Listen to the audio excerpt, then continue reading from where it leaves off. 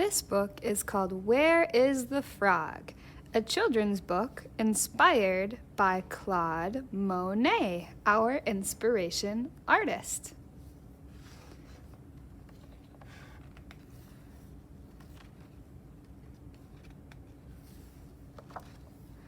Look out! A frog hunter! Without a moment's hesitation, Antoinette hops between the irises and vanishes deep beneath the water.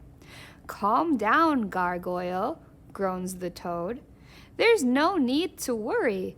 The man only sketches flowers. He doesn't eat frogs' legs. See the frog in the garden? Flowers? Did someone say flowers? Antoinette slips from her hiding place and admires her reflection in the water. In that case, I'm the perfect catch. Come take a look.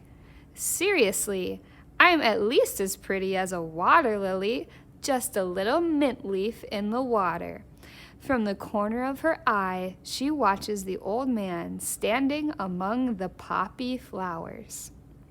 Mr. Claude, a white beard and a bunch of brushes, an easel and a hat. The great flower hunter seems to be looking for something.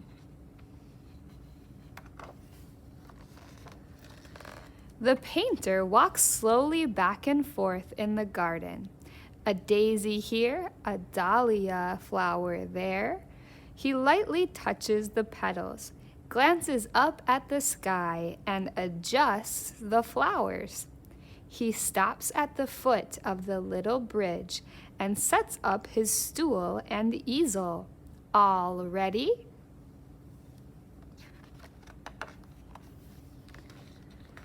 It's now or never. Just as Mr. Claude pulls out his painting tubes and sets up his palette, hop! Antoinette leaps onto a water lily. The coquette powders of the tip of her nose, and then she's ready. Careful, don't move a muscle. But first her right leg starts to tickle, and then her left. How can she pose without wriggling when it feels like she has springs underneath her feet? Ouch! Antoinette is about to give up when, phew! The church bell rings and the painter leaves for lunch. Free at last, the poor little frog hobbles back to the bridge to admire her portrait in the finished sketch. But where's the frog? By Jove, what a fool I am! Green on green, of course you can't see a thing. Green is one of our cool colors. The following day, the sun is high in the sky. By the time Mr. Claude comes down to the garden, he brings a basket to his studio boat. Antoinette leaps onto the nearby dinghy. Hop! Hop! But where's the frog? Good gracious, these twigs need trimming. A few days later, in the shade of an old willow tree, the white-bearded man gazes at the water lilies. Antoinette, perched on a branch, sways and swings in the wind. But are those your little frog legs I see?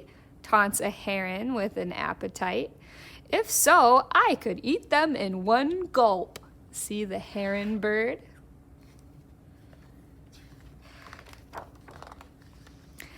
After a fright like that, Antoinette is exhausted. Spotting a nest near the foot of the willow tree, she climbs in and falls right asleep. Hey, there's something in my hat, exclaims the surprised painter. How funny, I almost mistook it for a green water lily.